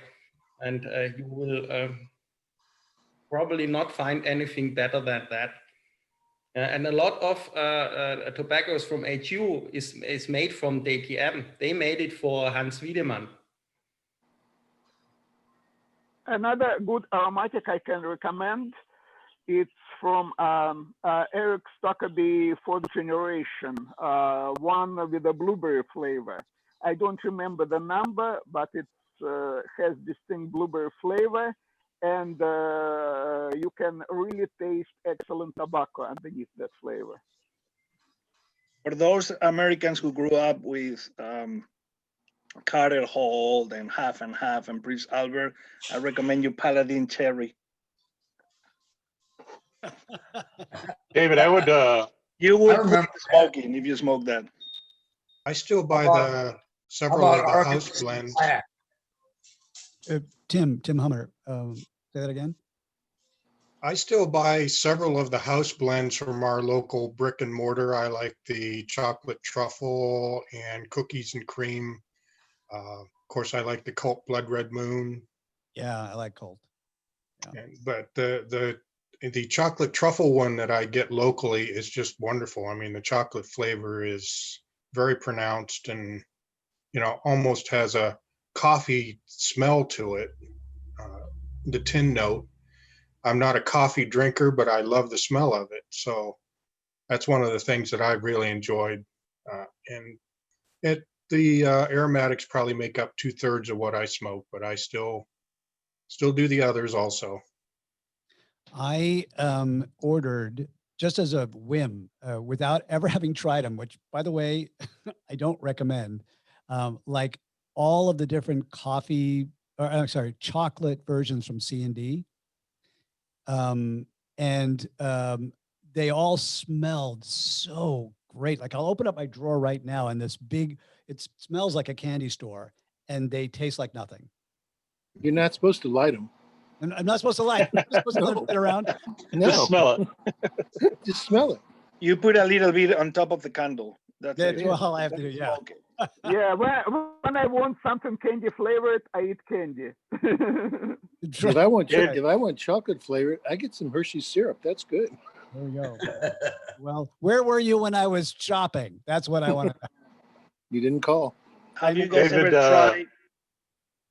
Have you guys ever tried the exclusive mango?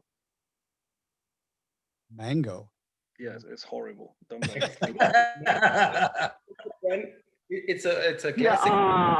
I was in the room when one guy was smoking it. I can tell right away just from that, it's definitely not for me. Yeah. So here, It's you know who it is, Dimitri? It's for all these Germans who had like 9 millimeters. They like a lot of aromatics. But here's the lesson. Here's a lesson from David and Dimitri. If the tobacco smells like dirty socks, or you've spilled a jar of sauerkraut in your refrigerator, it's going to be good tasting. But if it smells like candy, run like hell. Is that the lesson? Don't like David, It's a good thing everybody's taste is a little bit different, or they'd only be selling one kind of tobacco. That's right. True. But, David, I was in the same boat you were. It would smell great and then taste like nothing, or, after 2 puffs, it's gone. But the one that I did find it's got nice room note, it's got great tin note, and it also has good flavor through most of the bowl is Lane's Black Raspberry. So when I haven't tried that one, you might want to give that a try sometime. To me, it was great. It's nice like dessert, you know what I mean? Every once in a Back while. when eBay was still allowing people to sell tobacco, I picked up a can of McClellan's maple, and I think it was made for a pipe show somewhere, because I've never been able to find anybody who's got anything like it. And it tasted so good. It was a really, really good blend. And even Autumn Evening is not as good as that tin. Really? And so if I could find something, I know it is possible to have an aromatic that's just like as good as any other kind of tobacco, but it's hard. It's hard to put that together. Have you ever tried Original Choice by McBaron? I'm not.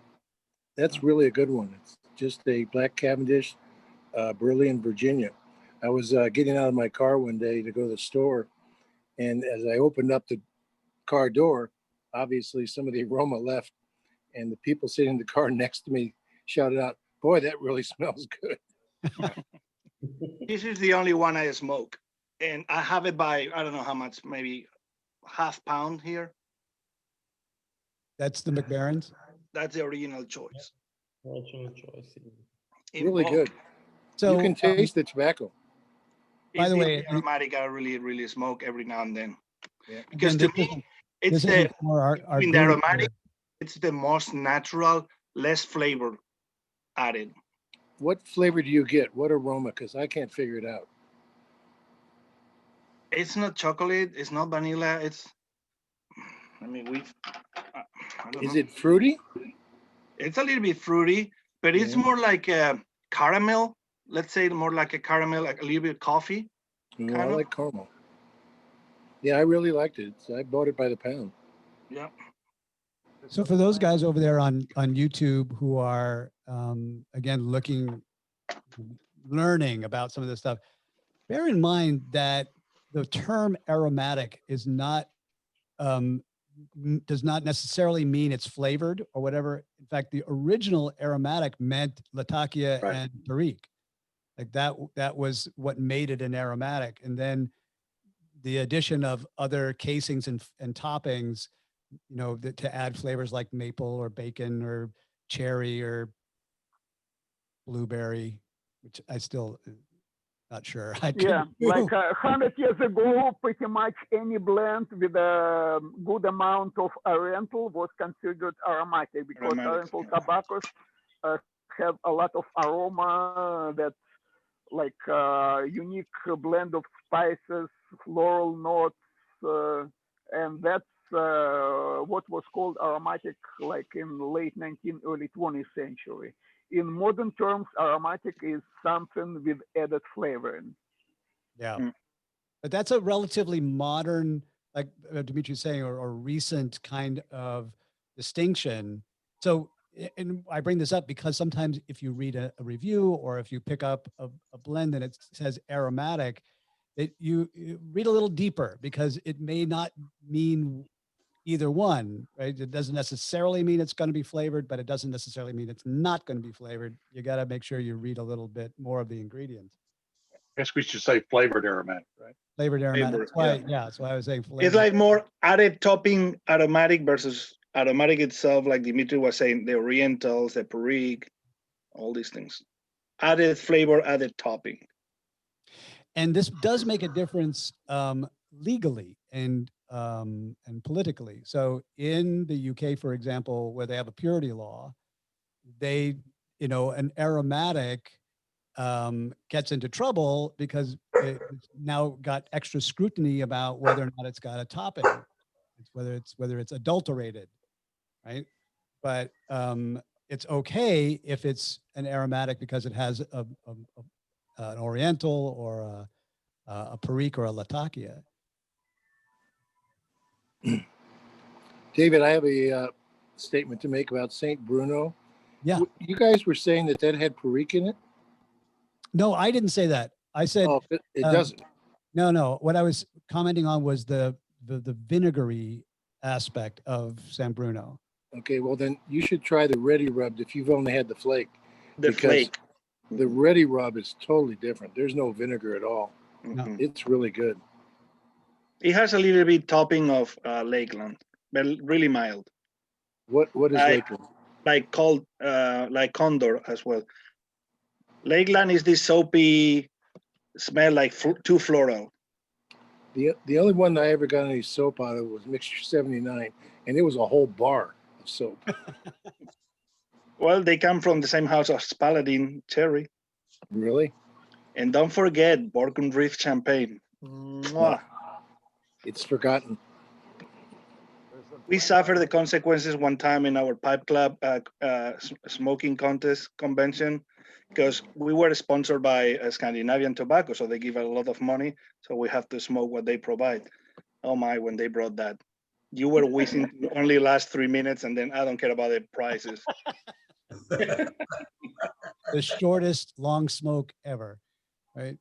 Here's a tobacco that's been discontinued, yet you can still find it. Peter Stokkebye's Toasted Burley. That was really a good burley, and I bought it by the pound, and all of a sudden it said it was discontinued. And on Facebook, Alan, I think his last name was Kotek, he said he found it at smokingpipes.com. I'm sorry, at Pipes and Cigars. And I went to it, and they actually have it. And by the pound, it was $25. And when they sent me back a letter, because I requested, where is it? Because I couldn't find it on the site. They said that Lane had found a bunch, and they shipped it to him. So if you like Stokkebye's 312 Toasted Burley, they do have some. We're going to put that up on our Virtual Pipe Club YouTube group or a Facebook group, because that's the kind of thing that makes us special. Yeah, Is those tips there. those All right, secrets. fellas, we're into the last 7 minutes of this Tuesday. I want to let you know about some of the people that are coming up as guest speakers. We're working on a whole bunch of people right now for the rest of October and November. We've only got a couple of people who are locked into dates yet. So this is going to change over the next week or so, just to let you know. We've got, where's my list here? Well, first of all, we've got Shane Ireland and Jeremy Reeves coming back again to talk about what's up for fall in at Smoking Pipes and Cornell and Deal. We've also got Michael Parks, and I would get my mics and my marks all messed up if you haven't noticed. The Canadian pipe maker. Remember last week when we were talking to who were we talking to last week? Chris Morgan. No, before Chris, or not Chris, but Etong. The Disney Brian Levine. Brian Levine. Brian Levine. Brian's going to kill me now for having a super moment. He's Brian was talking- forgotten. Yeah. Thanks, Lowell. I feel supported there. No, so Brian was saying, you know, he was identifying like 3 or 4 pipe carvers which have which he projects that in the future will be like premium pipe carvers that will have a value of investment. And so Mike is one of those, our Canadian pipe carver. So he's going to be coming in to be our guest speaker. We have a gentleman who is the former assistant general manager at Missouri Meerschaum. He's no longer with the company, but he said, we left on good terms. So he's going to come in and talk about what it was like to work at Missouri Meerschaum. And we are going to get somebody from currently at Missouri Meerschaum also to be our guest on that. So that's some of the people that we're working on for the rest of this month and next month too. Is that Daniel Nemitz you're gonna have on? Yes. And Ernie from Watch City Cigar is also coming up. But we are still looking for any of your suggestions and requests about people we want to bring on as guests. And David is working on a friend of his who does pipe repair, and he's going to come in and talk with us a little bit. So we've got quite a range. Mention too, David, remember our conversation. I already talked with Pete from Briarworks, sent him the link and the webpage for him to review. He hasn't responded yet to me with the dates. As soon as I got it, I'll mention to you and Oliver. And then I tried to reach Mark Ryan for Doran and Ryan's, but they are so busy. He was not in the office, and his secretary told me that he has my cell phone and will call me. I tried to reach him twice, nothing yet. Yeah, that's actually something that is happening right now. We're heading into holiday season, and a lot of these guys are gearing up for their most busy time of the year. And so, you know, a lot of them have told me as well, give me a little bit of time. I'm preparing orders and getting everything ready for Christmas. So that's coming up. But any of your other ideas, let me and Oliver know, and we'll get them on the show. Once again, yeah. So I see Bud's got a Watch City Cigar. So Ernie is one of the ones who said he wants to be on the show. He's all into it, but he is so busy right now that it's going to be like middle of November before he's available. So he's on his way. So I'm in contact with Hans Wiedemann, so I asked him as well. Maybe he will be a speaker. I don't know. I'm waiting for the answer. So be awesome. And by the way, well done, sir, getting him to come in and be a member of our little family here. That's awesome. Well, I'm going to recommend that we take ourselves out to lunch after all this. or in some cases, oh, by the way, Simon Bosco also is going to be a guest speaker. Those of you who may have been following him on London Calling with Simon. yeah, London Calling. That's right. I kept trying to remember what LCS stood for, London Calling. I want him on the show for just one reason, and that is I want to hear him say, "You cannot just walk into Mordor." If any of you have listened to his voice, it's just like you can't tell the difference between him and Simon Bean or whatever his name is, Sean Bean. And maybe this is the first time when we can see his face. Yeah, we'll see his face if he lets us. But he says, so he's an Orthodox Jew, and Saturdays he can't get on until like 9 o'clock at night in London. So we might have to do 1 week where we're just a little bit later. We'll come on a little bit later. What about the Artful Codger? So he's been on once before. Ben is awesome. I love him, and I'm sure he'd be willing to come back again. He was really great. when we had him. Yeah. All right. Well, on that note, I want to wish you guys all a fantastic week. From all over the world, Boris there in Finland, Jürgen in Germany, David Boshoff in South Africa, and all the rest of us throughout the U.S. Jürgen, happy Memorial Day out there. Thank you. Yeah. And wash your hands, stay safe, wear a mask, and I'll see you guys next week. Take All it right, easy. see ya. Peace Good out. day. Bye. Have a nice weekend and a nice week. Everybody.